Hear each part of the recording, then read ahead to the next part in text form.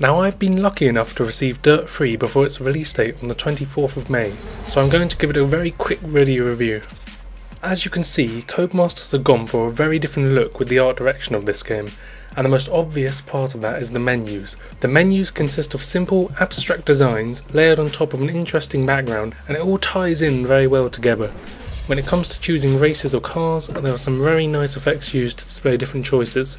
Whilst browsing the menus, it all feels very slick and streamlined.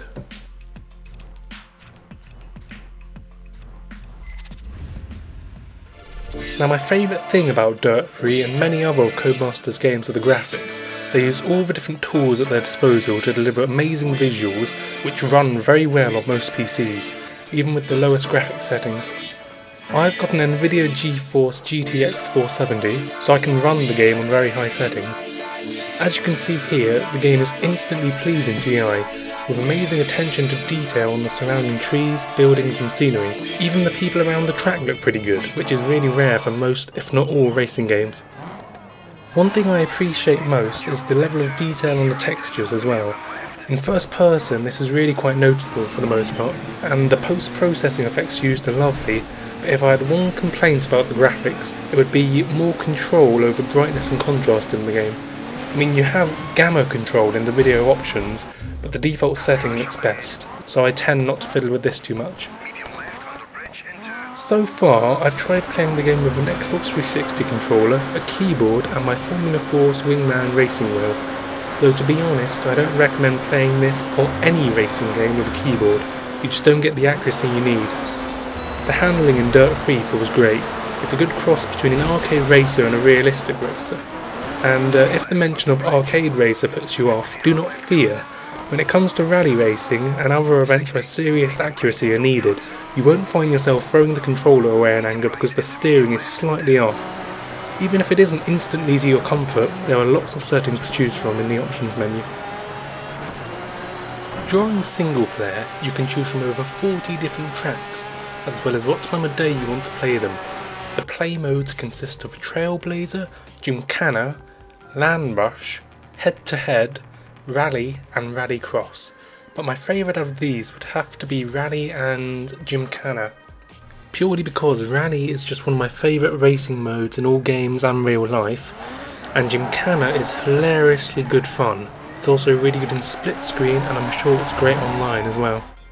One area that Codemasters has been really working on is the multiplayer on this game.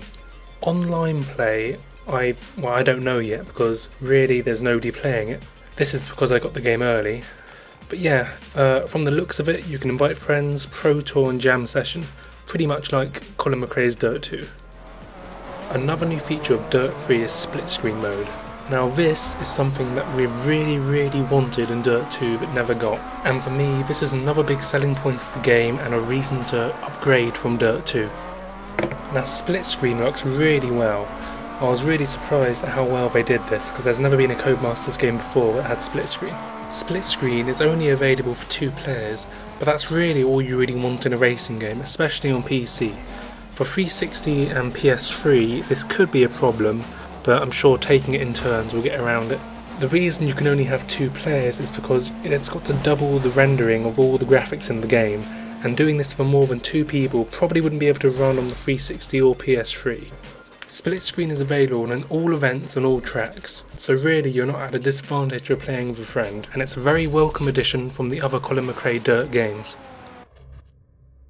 With DiRT3, it seems Codemasters have really tried to link with YouTube, giving you the ability to share your worst and best moments with the whole world. I think this is a great idea, as it lets people with little editing knowledge or software upload videos of their races with great ease. The YouTube integration is great, and whilst viewing any replays of crashes or whole races, you can choose a section of it to upload. It then renders in-game and uploads to your specified YouTube account, which you can set at the start of the game or later in the options menu. In the My Dirt menu, you can check the live marketplace, news, stats, extras and the garage. In the garage you can flick through all of your available cars, as well as add liveries to them and other accessories, like in DiRT2.